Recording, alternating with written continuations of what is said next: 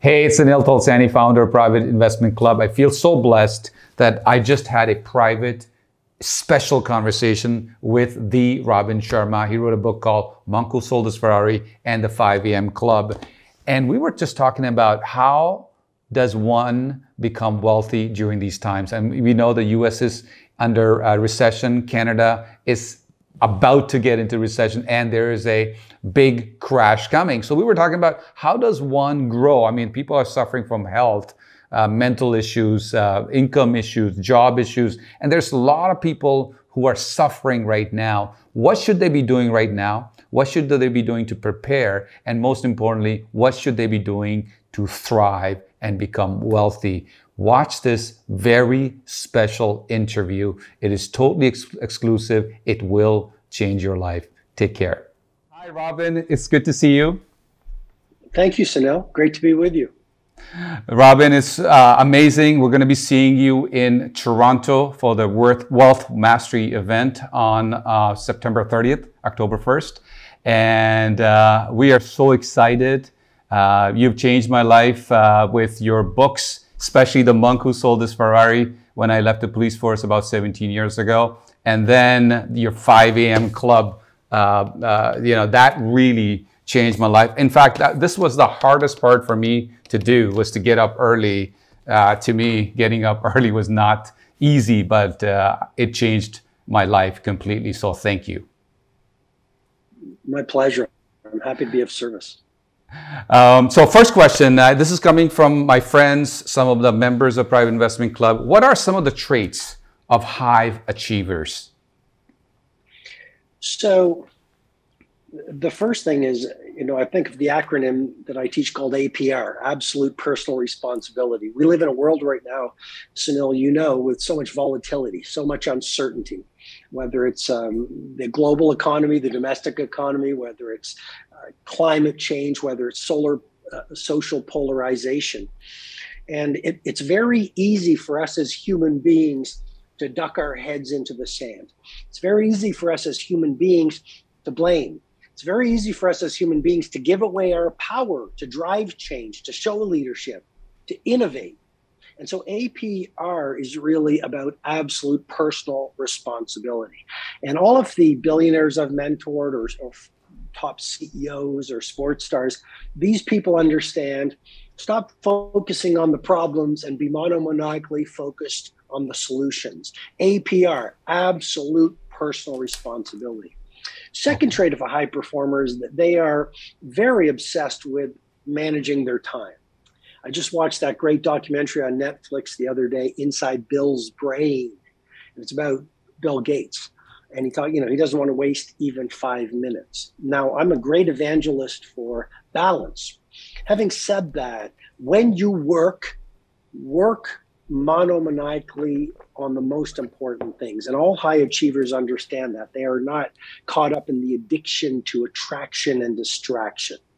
And at the event in Toronto that you mentioned, I'll be talking about how do the best in the world get more done in a week than most people get done in a month.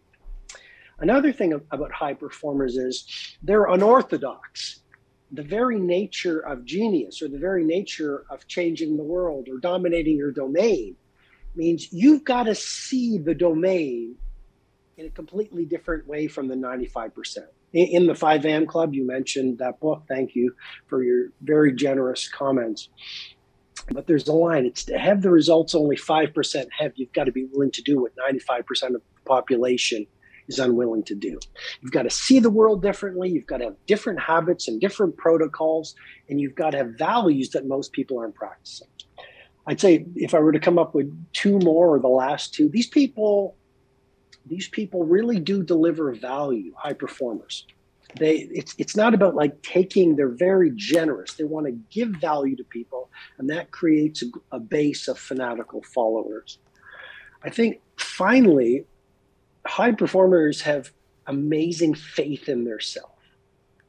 So if you look at, let's say, a Bill Gates, let's say a Steve Jobs, let's say a Nelson Mandela, let's say an Elon Musk, these people understand that you must believe in yourself when no one believes in you until everyone believes in you. Awesome. Thank you. That was amazing. So you mentioned 5 a.m. Club. I wanted to also mention to you is that through my club, I must have helped maybe 400 to 500 people go into the 5 a.m. Club because of your work. And it really has, it's sometimes people tell me, oh, tell me more, tell me something more, impactful. And I tell them, let's start with 5 a.m. Club. And almost everybody, they came back and they said, it changed their lives. It changed their lives completely, and it changed my life completely. Not only from any other ways. People say, what does that have to do with business, for example? Well, it changed my life business-wise, personal growth, mindset, and all that stuff. So once again, I keep saying to you, thank you for amazing work that you're doing all over the world. Your book, the first book, Monk Who Sold His Ferrari, what inspired you? It was a runaway bestseller, obviously. Tell me a little bit more about that. So, Sunil, I'm a litigation lawyer by training, and I was working at a big firm, and the only problem, I had the trappings of success. I had a beautiful car, a beautiful place to live. People thought, "Oh, you're going to be a judge."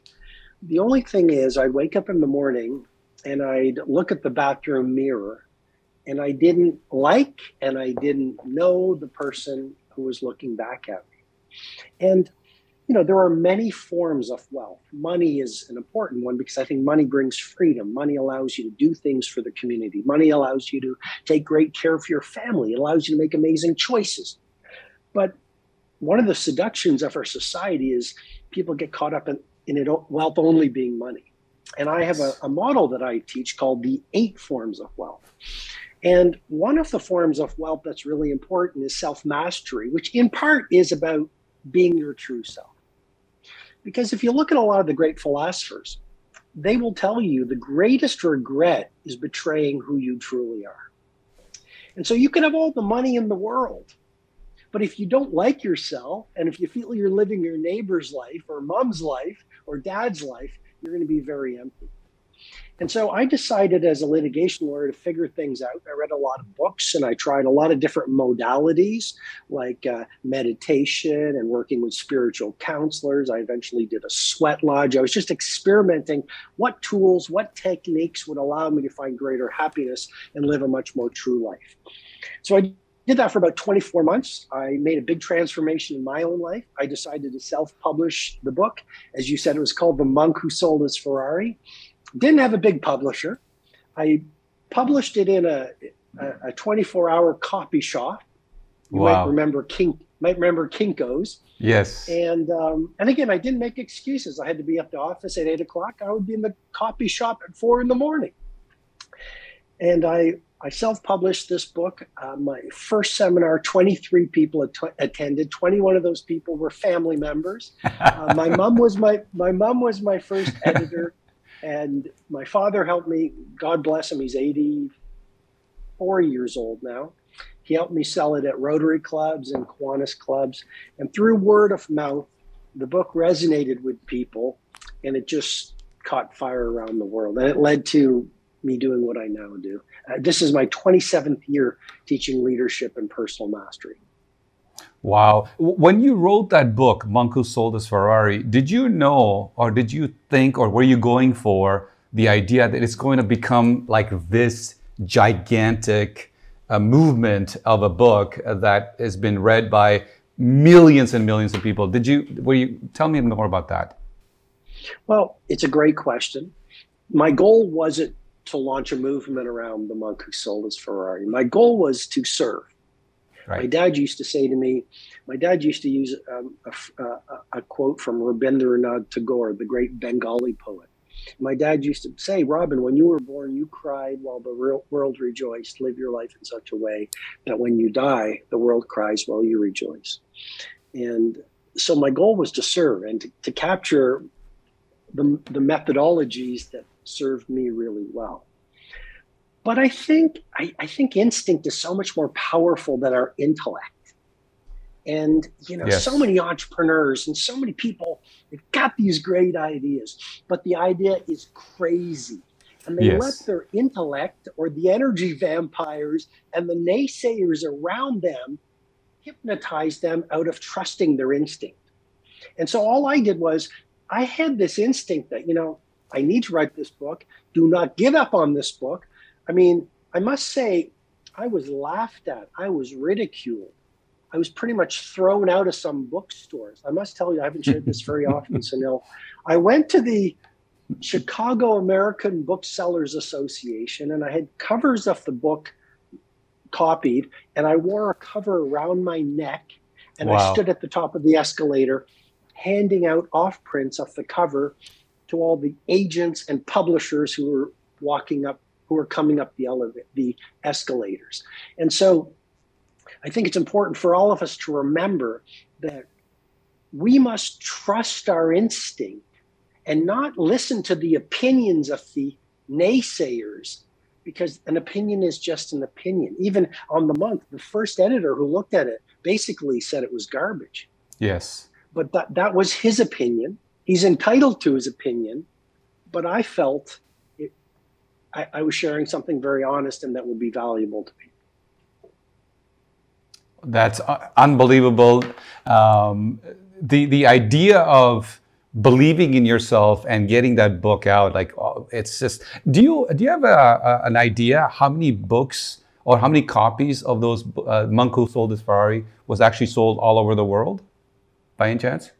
I don't, but I do remember once being in India and being in the back of a taxi cab, and this kid comes up to me and he knocked on my door, on my window, and he goes, buy, or whatever he said, he goes, buy these books. And they were pirated books, and he was trying to sell me a pirated version of Monk Who Sold His Ferrari. So I know a lot of pirated copies have been sold. But I think the larger point for all the people who look to you for mentorship would be, and the people who are coming to the event, I believe it's at September 30th and October 1st. But it's, we're going to talk about, in my session, I'm going to talk about leadership and dominating your domain and what makes mastery and how do you manage yourself? Because you said some people look at the 5 a.m. club and say, what does that do for my business? It does everything for your business, starting the morning, getting your mindset, heart set, focus right, looking at your game plans, reading something that will fuel your creativity and productivity, writing in a gratitude journal, visualizing, praying, meditating, all of the things that I talk about in that book. Those are the things that allow you to have the willpower, the self-discipline, the focus, and the energy that will allow you to battle-proof your hours of the day so you do real work versus fake work. Nice. So I think, your income and your impact, your self-identity. We will never perform at a level higher than what we are. So as we upgrade our belief system, as we release our scars and our limitations, as we become fitter through, maybe it's biohacking, maybe it's proper rest, maybe it's exercise, maybe it's hydration, maybe it's supplementation. As we open up our hearts, people might say, Robin, what does heart have to do with income, impact, building a great business? When you serve with love and you do work with love, and when you care about your customers versus just talk the talk, well, then you produce goods and services that delight people and astound them.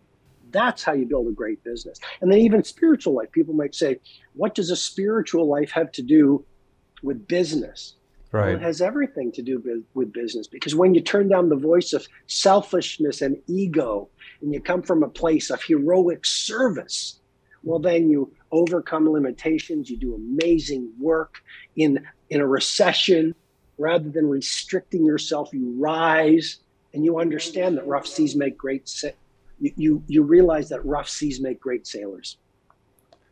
Wow. I want to share something with you. That is, when I left the police force in 2005, I generated millions of dollars. And I actually, in reality, was only caring about me, my family, the income for my family. And I used to say on stages that I'm here to help you. But the reality in the first few years was that I was just saying that. I actually wasn't there.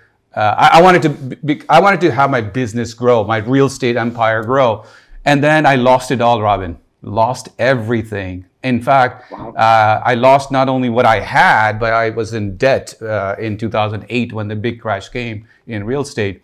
And it was a great reminder that said that, you know, serve others, look after people. And then somewhere along the line, when I was saying on the stage, I was reading, the tide just turned where actually I believed that. And I started actually going out and helping people. And then, of course, since then, we have come back massively, generated millions of dollars. And so your event that I came to, and I keep coming back to your event, but your books and all that, the mindset, heart set, soul set, physical sets, you know, that was the first time I heard, because I heard mindset all the time, mindset. But all these four things, and that 5 a.m. club, I have to tell you, when I was there at the event, the first day and the second day when you were talking about 5 a.m. club, I almost tuned you out completely. I'm like, give me some secrets other than telling me to get up early in the morning. And but that event actually inspired me to wake up early and take care of me, hydrate, take care of my health. The chiropractic help, massage that you talked about, all those things that you talked about, it really changed the way. So everything you said in regards to success, wealth.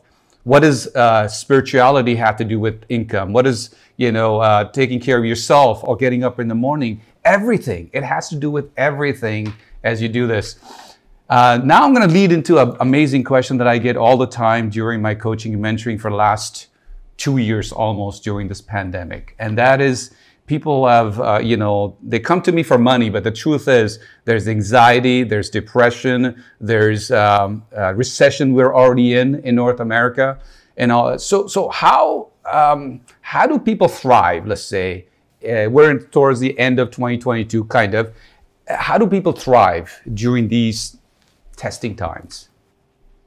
So I'm going to talk about some personal habits, but I want to make it clear that when I'm speaking at Wealth Mastery, I will be talking about personal mastery, but it's also very much about how do you build a great company and how do you build a great lifestyle. Okay. So, and it makes me think of one billionaire I mentored. He said he was most successful when he was spending 3 hours every morning working on himself. But to answer your question, yeah, these are messy times. So what do you do? And here are some ideas. First of all, dial in your habits to world class, because your habits drive your performance. So I would say, we've talked a lot about getting up early, but the simplest thing you could possibly do is start your morning with 20 minutes of sweaty exercise. And what that does is it creates a pharmacy of mastery within your brain. It releases dopamine, which is the inspirational neurotransmitter. How helpful is that to being an elite performer in this world we live in? It releases serotonin, which makes you feel better. It reduces cortisol, which is the fear hormone. It releases BDNF, brain-derived neurotrophic factor, so you can see opportunities more quickly than your industry peers. So I think, starting your day well, especially with exercise, is very, very important. I think another thing is simply stripping out the toxicity from your ecosystem. What I mean by that is, when we are under stress, it's very easy to surf social media. Very easy to run towards escapes, whether that's gossip, playing with the phone too much. For some, it's alcohol.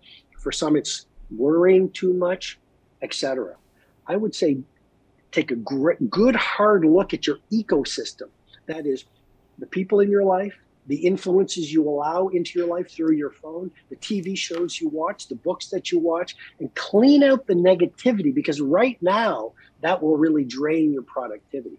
This is actually a time to increase your impact, increase your innovation, increase your branding, increase your service to the world, increase the way that you live. So I think that'd be the second thing. Third thing is, remember, we have a choice every morning. We can show leadership, or we can fall into victimhood. And so just remembering that what is entrepreneurship? It is taking tough situations and turning them around so you find solutions that make the world a better place. So those would be some of the things I would say. And then finally, I mean, even just reading.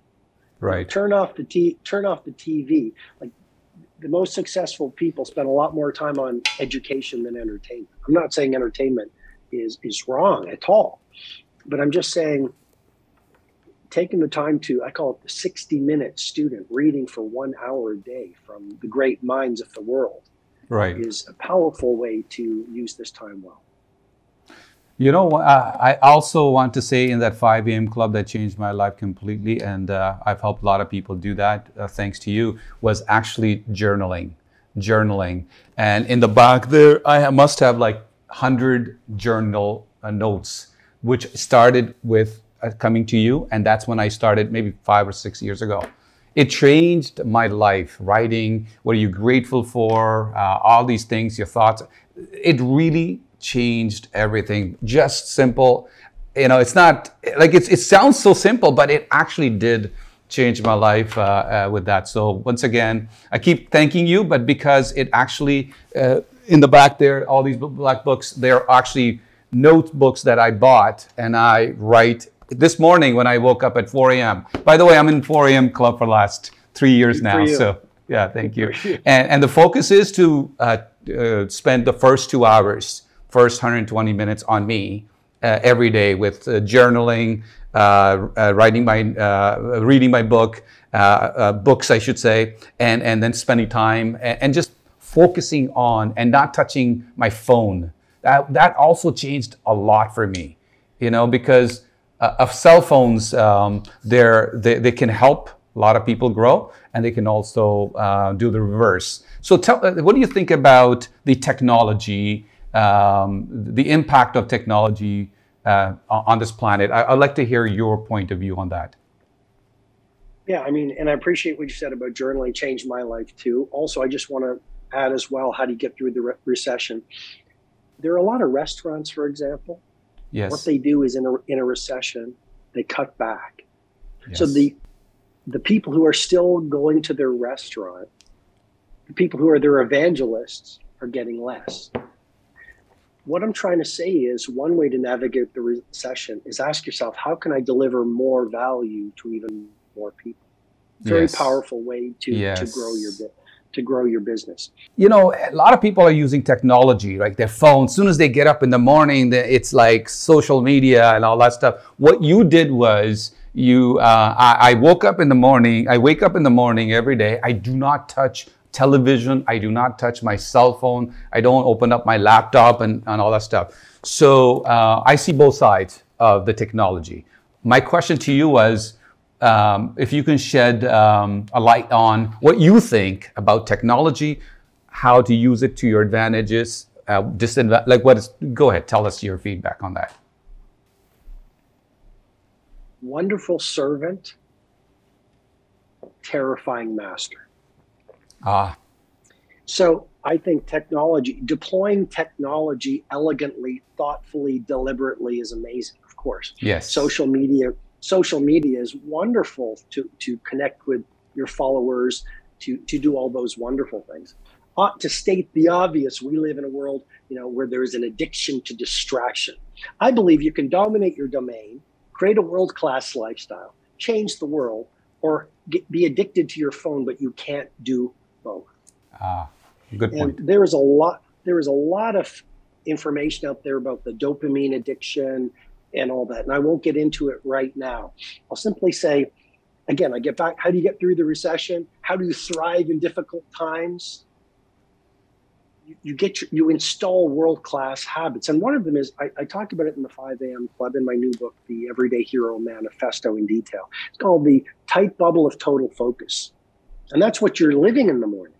See, A players use peak hours for important activities. In your morning, science says you have the greatest focus, greatest creativity, greatest willpower. Why would you use your most valuable hours or your least important pursuits. So the tight bubble of total focus is basically you set up your workday so that you battle-proof yourself from interruptions, distractions, including the phone. Related to that is a very powerful protocol called the 90-90-1 rule.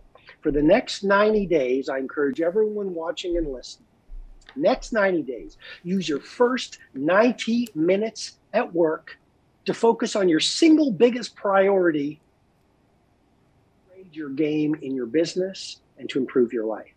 Nice. Not 10 priorities. Next 90 days, first 90 minutes on your single most important priority. Because I'm going to write this down. Yeah, I mean, you know, it's so again, I mean, very smart people have created technology to get us hooked and addicted.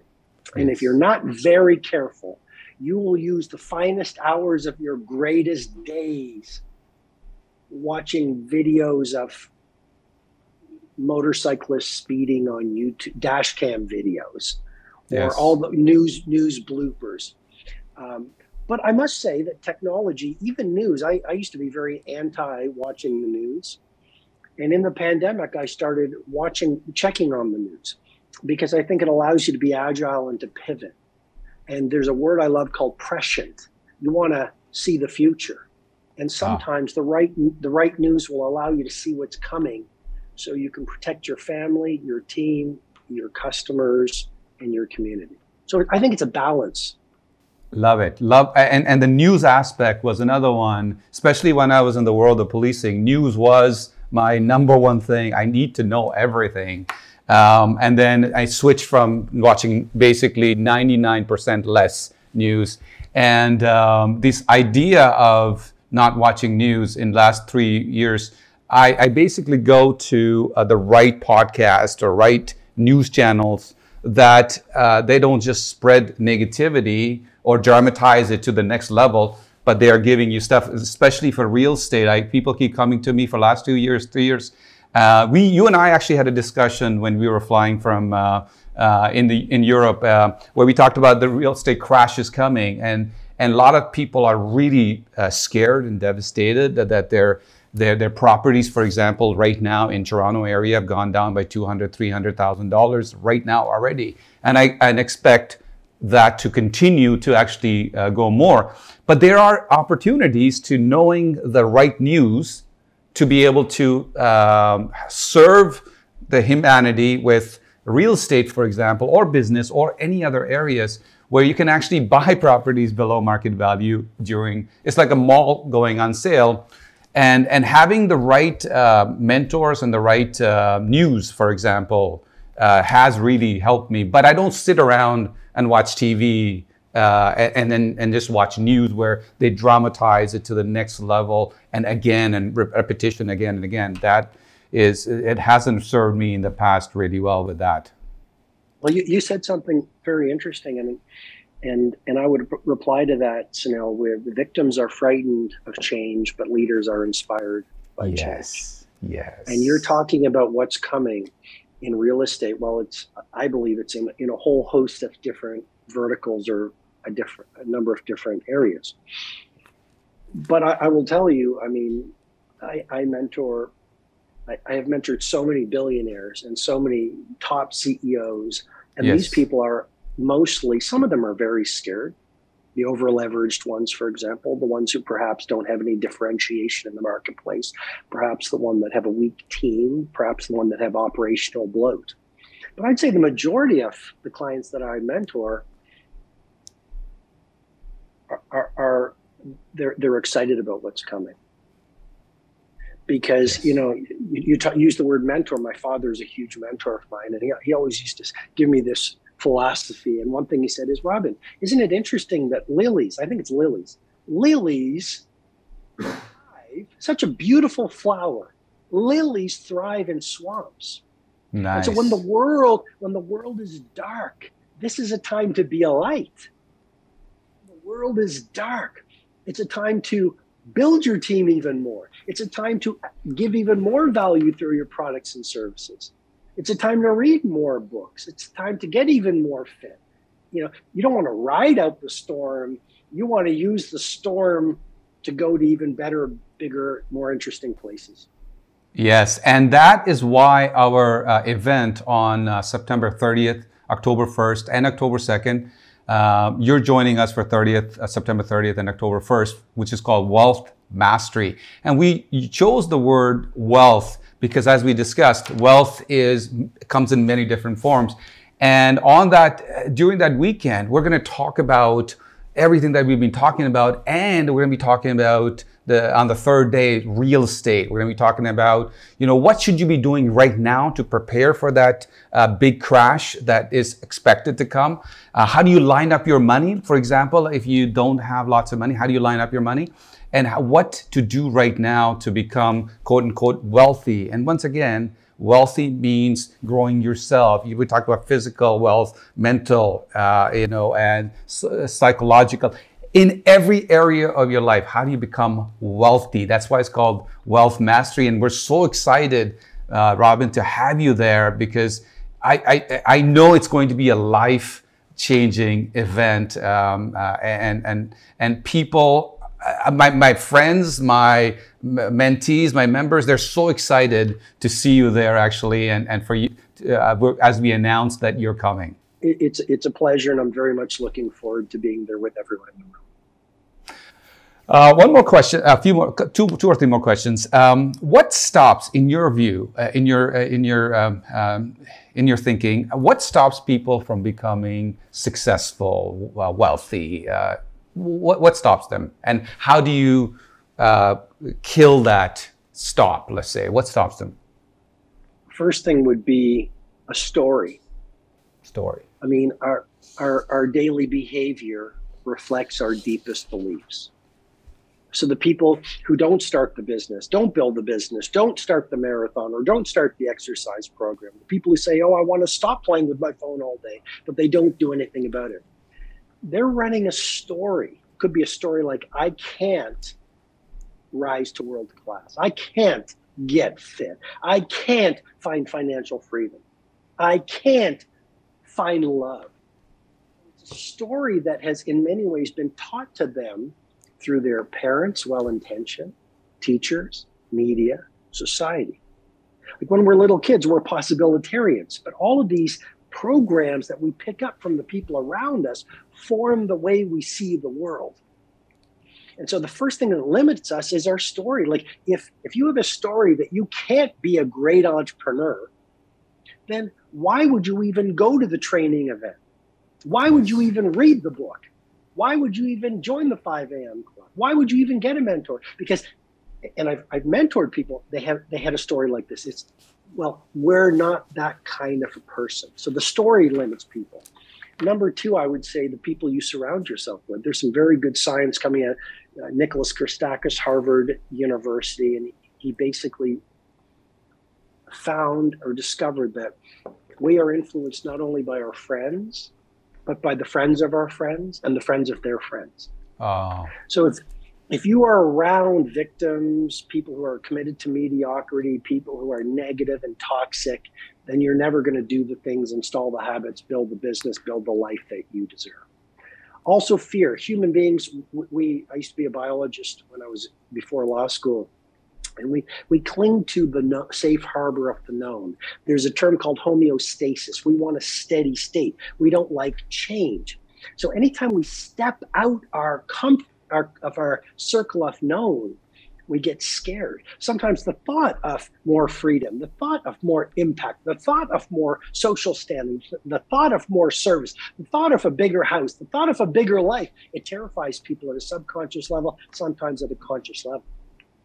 And so another reason why we limit ourselves is definitely we are afraid. We are afraid. And there are many techniques that we can use to move through fear, whether it's journaling, prayer, meditation, reading the books of heroic figures, etc. Those would be some of the reasons. And I think weak habits. Aristotle said it well, we do become our habits. Awesome. This leads me to the next really important question, which I have gone through myself, and that is this: during our lifetime, during schooling, people teachers and gurus that taught me said, don't make mistakes, and mistakes are bad things, and all that stuff. So when I went into business, after people told me, hey, why are you leaving a secure job? You're making money and paycheck why leave that? And then so I defied all of them, went into business. And then 3 years later, lost it all. And then all these people came back and said, see, we told you so, and all that stuff. So how does one come back from, let's say, a fall or a quote unquote failure? And how does one come back to in their mindset, in their health, in their business? Some of the techniques that you can share with us. Excellent question. The first is philosophy, then we can get a bit. People want the habits and the tools and the tactics because we live in a scientific, mathematical world. Yes. But philosophy is what guides what we do. So let's talk about philosophy, then we can talk about some techniques. Philosophy, first of all, failure is the price of ambition. You look at Elon Musk, for example, Steve Jobs, you look at Warren Buffett, it just goes on and on. These people simply outfail their competition. First point. Second point. Be less concerned with success and more concerned with your growth. And success will be your byproduct. So we all know when we have a relationship failure, when we have a financial failure, when we have a health failure, when we have a whatever the failure is, that's when we grow the most. We grow the most, not in our seasons in the sunshine when we're winning. What made Nelson Mandela was his 18 years in a cell on Robben Island. Yes. The world would say there's nothing good about that. That's when he learned to forgive. That's when he learned to be strong. That's when he learned to be heroic. That's when he learned how to change the world. So that's some of the philosophy. And then in terms of tools, if I may, I'll just share, you've been very personal and very vulnerable. I'll share when I've gone through painful times in my life, and in the Everyday Hero Manifesto, it's my most open book. Okay. Where I shared some of the struggles I've gone through, and prayer has changed my life. Journaling, let's say I was going through pain or fear, writing it out in a journal, sometimes 5 pages, some on hard days, 30 pages. Yes. It allowed the toxic emotions to be processed through and to release. And there's a lot of very good science on the power of journaling to release pain. How else can you get through a difficult time? Inspirational documentaries. Yes. I don't know about you, but when I've gone through difficult times, reading books like The Prophet, reading great autobiographies, it reminded me that a great life, a colorful life, has scars as well as medals. Learn to wear your scars as medals of valor. Wow. And then I'd say two last things. I'd say exercise. And sometimes if things are really bad, you don't even want to exercise. And you know what I'd say? That's okay. Go for a walk in nature. Yes. Walking in nature releases the dopamine, reduces the cortisol. It allows more neural connections in the mind. But being out in nature during a difficult time will make you feel better. And finally, rest. Good rest is so important. Oh, wow. And Robin, you touched on this. How do you find the right people in your life? How do you attract the right people in your life? That should be a better question. We're talking about partners, friends, spouses, employees, whatever. How do you attract the right people into your life? First thing I'd say is become the person you want to attract into your life. Love it. I think the biggest or one of the biggest relationships people make in intimate relationships is they say, why doesn't my partner do this? And why doesn't my partner show up like this? And why doesn't my partner give me these things? And they're in a state of self-denial because they are not giving their partner the very things that they are seeking. So I'd say become the person you want to attract into your life. And then I'd say if it's a mentor, because you asked about mentorship, I'd say sometimes what people do when they want to mentor is they start taking. Yes. It's like, I once had someone and they said, would you pretty much like write me a little book on how you did it? I mean, I'm I'm gonna sit down and spend the next 2 weeks writing out a book on give.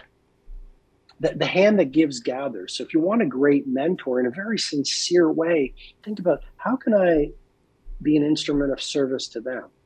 Yes. How can I send them a book that could be helpful? How could I give them an insight that would be of service? And then in a very respectful way, maybe invite them out for a cup of coffee. And then when you go out for a cup of coffee, listen, take notes, introduce them to other people. Be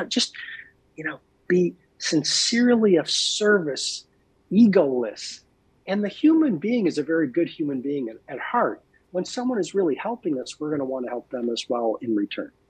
That's gold. I mean, I've heard this many times, but now the way you explained it, it's gold to me. Mentors, how, it might sound simple to a lot of people, like 5 a.m. club. Mentors are people that help people, everybody needs a mentor or coach. How do you attract a great mentor? Who is a great mentor for people? If any insight on that, please. I think, Sunil, a great question to ask yourself would be, what are the 3 things that must happen for my life to get to the next level of world class? Okay. And then once you know those 3 things, not 50 things, then ask yourself, who on the planet would help me get to that level? Now, these could be coaches, it could be mentors, it could be, I say this respectfully, but dead people through their books. Often we think a mentor has to be alive. I mean, there is such a wealth of knowledge. People have often written about their most valuable insights in their books. This summer I've done a lot of reading, and one of the books I read was Vincent van Gogh's letters to his brother Theo, which opened up a wealth of mentorship for me on how creative people did it, how their struggles and how they overcame it. So I would say, who do you think could help you? Can you access them through their books, their audiobooks, their podcasts, and then make it a study of what they've done? And then the final thing I'd say is, there are so many groups around the world, masterminds and events. I'm so excited to be at Wealth Mastery, talking about leadership and elite performance and how the world's most successful people do it. And I see it in many ways as a mastermind. And they're going to get ideas from the presenters, but they're going to get ideas from the people in the room. Exactly. And sometimes I've been at an event where just being in the room brings me into a new level of seeing possibility. Well, if she did it, yes, I can do it. I mean, after Bannister broke the 4-minute mile barrier, which they said was impossible, a human being cannot do it. Within weeks and months, other people did it. And I think that's the value of learning. I call it the 2x, 3x mindset. To double your income and impact, triple your investment in 2 core areas: your personal mastery and your professional ability. And you brought the great idea also and reminded us that who you surround yourself with, who you hang out with, actually has a huge impact on you. And at this event on September 30th, October 1st and 2nd, at the Wealth Mastery event, we're going to have you, obviously, as our headliner, and we're going to have millionaires and multimillionaires in the room that people can actually come and network with, surround themselves with, and possibly do business partnerships. So the idea of surrounding yourself at the events is huge, has been huge for me. This is how I met you yourself. I went to your event. Last thing I wanted to ask you about is, a lot of people tell me, Sunil, yes, I want to do this. I want to come to events. I want to hire mentors. I want to do this. But you don't know me, Sunil. I can't afford it, or it's too expensive, or I don't have the time, for example. So the investment of time and money sometimes, and other reasons per se for not coming or not growing. What would you say to that? The most successful people in the world are masters of can versus evangelists of can't. Okay. The book you don't read won't change your life. The event you don't show up at could cost you more. I'm not going to, people who come up with excuses or whatever, but there's no judgment. But I'll just say for myself. Yes. I come from a town on the east coast of Canada called Port Hawkesbury. 2,000 people, maybe 3,000 when I was living there. Come from very, very simple beginnings. Yes. If I have done anything, and I'm just a humble servant, but if I have done anything, it's really in large part because of one thing. It was learning. Right. I spent so much on books and audiobooks and going to events. Even now, I'm always buying books. If you look at my home, it's full of books. I have so many audiobooks on my phone. I try to learn so much, and you can collapse the timeline. And what I believe, you see, what I've noticed is members of the majority focus often on how much will something cost. And what I taught at the event that you were at is, if you look at the A players in business, let's say, these people are very focused on the return on investment. And so the way I look at it is, let's talk about a book, for example, but any form of learning. If I spend even $100 on a book or on an audio program or whatever it is for a live event, if I can get one idea that is going to return what I've done, well, then the event is free. Yes. And that's just how I look at learning. I think, how do you become successful in business, which is really my focus? It's you become a more valuable person. You learn more about what you do so that you can bring more value to your marketplace than anyone else in the marketplace. And then the marketplace rewards you because you are invested in your learning and your skill. Robin, thank you for your time. And I truly, I'm honored, and I truly look forward to you. And you are at least my unofficial mentor that I've been following for last 17 years. And it's my blessing to be sharing a stage with you for the third time in Toronto. And we look forward to seeing you. Thank you, sir. You're more than kind, and I look forward to seeing you in Toronto as well, Sunil. Thank you. Thank you. Thanks, Robin. Bye-bye. I hope you learned a lot and you're excited about seeing Robin Sharma on October 1st in Toronto. Now, if you found value in this interview, go ahead, and you're not connected with me, go ahead, connect with me on the social media. But more importantly, if you haven't bought your tickets yet, go ahead, buy it right now. I mean, they are selling really fast. I want you to come and experience this life-changing event. It's called Wealth Mastery. It's going to have Robin Sharma, yours truly, and some of the amazing people, amazing influencers, teachers, and connectors, and possibly business owners and partners that you can learn from and partner up with. Looking forward to seeing you. Go ahead, click on the link, get your tickets right now. Take care.